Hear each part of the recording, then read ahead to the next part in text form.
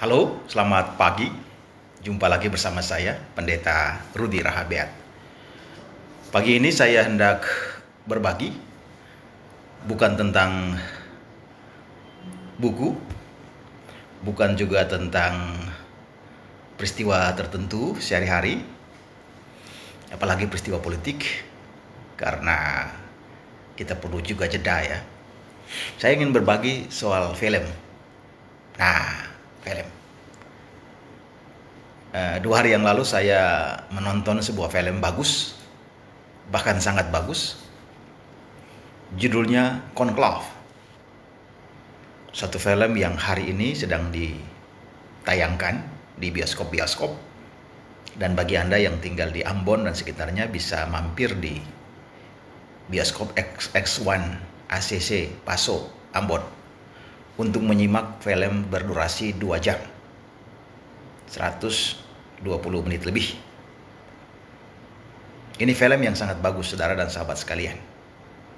Dan di tengah kepadatan aktivitas kita, ya sempatkanlah waktu sedikit untuk juga selingan dengan film, apalagi film-film yang bermutu atau berbobot. Karena film juga merupakan sarana pencerahan. Selain sarana informasi, film juga dapat menjadi medium untuk kita melakukan kontemplasi. Sekali lagi, film Conclave. Nah, saudara dan sahabat sekalian, kalau kita membaca review tentang film ini, maka film ini dinominasikan sebagai salah satu film peraih Oscar.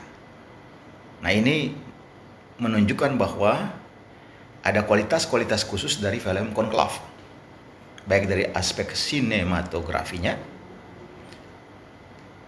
demikian juga isinya ataupun pesan-pesannya. Tetapi yang lebih hebat lagi adalah kontroversi atau polemik-polemiknya. Nah, singkat cerita, saudara dan sahabat sekalian, film Conclave berbicara tentang proses pemilihan paus. Sambil hari ini saya mengatakan, ayo kita doakan Yang Mulia Paus Fransiskus yang beberapa hari terakhir sedang menggumuli masalah kesehatan beliau. Kita doakan beliau tetap sehat, kuat, semangat, diberi umur panjang untuk menjadi berkat bukan saja bagi umat Katolik, tetapi juga bagi umat manusia di seluruh dunia, karena Paus Fransiskus sangat-sangat peduli kepada manusia, tetapi juga alam semesta, seperti pada dokumen Laudato Si dan Laudato Deum. Nah, kembali ke Conclave, saudara dan sahabat sekalian. Conclave menceritakan intrik, ya tapi juga praktik pemilihan paus ketika terjadi apa yang disebut sebagai sede vacante. Tahu kan saudara, sede vacante, kursi kosong. Maksudnya ketika paus wafat, maka kursi kepausan kosong, dan oleh karena itu dia harus segera diisi.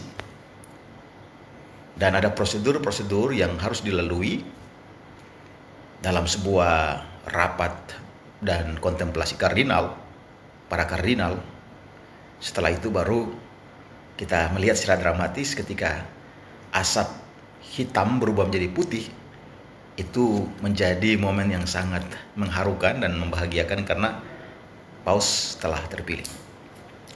Nah, tetapi film Conclave menceritakan bagaimana intrik yang menyasar isu-isu sensitif seperti isu skandal seksual di kalangan para kaum berjubah, isu korupsi, isu hubungan antar agama teristimewa dengan Islam, dan isu-isu lain yang saudara dapat menyimak itu secara luar biasa dalam film Conclave. Tetapi dalam film itu juga ada sisi-sisi kemanusiaan yang diangkat oleh sutradara, dan para pemainnya menghayati peran-peran mereka secara alamiah. Contoh,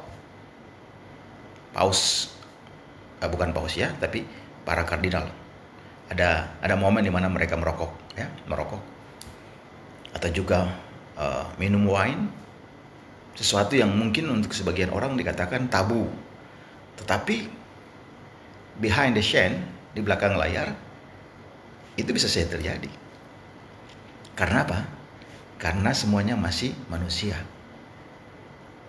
semuanya masih insan yang terbatas. Walaupun mendapat peran dan posisi yang sangat luar biasa.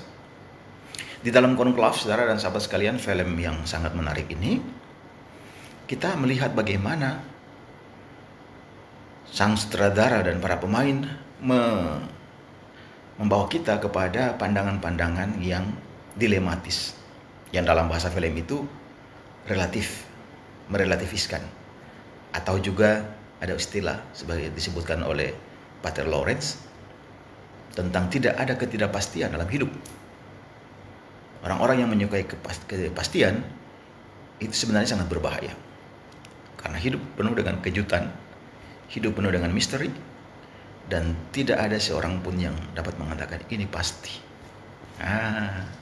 Jadi ada dialog-dialog yang filosofis yang memperkaya wawasan kita tentang hidup, tentang relasi antar manusia, dan relasi dengan agama-agama yang lain.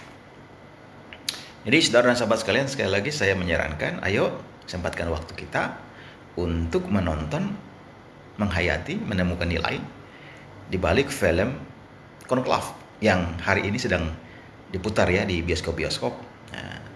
Jangan-jangan sampai minggu ini filmnya sudah selesai diputar, karena saya udah lihat dia punya jam tayang semakin berkurang. Pada waktu saya datang ke bioskop, memang penonton juga tidak terlalu banyak, tapi ada.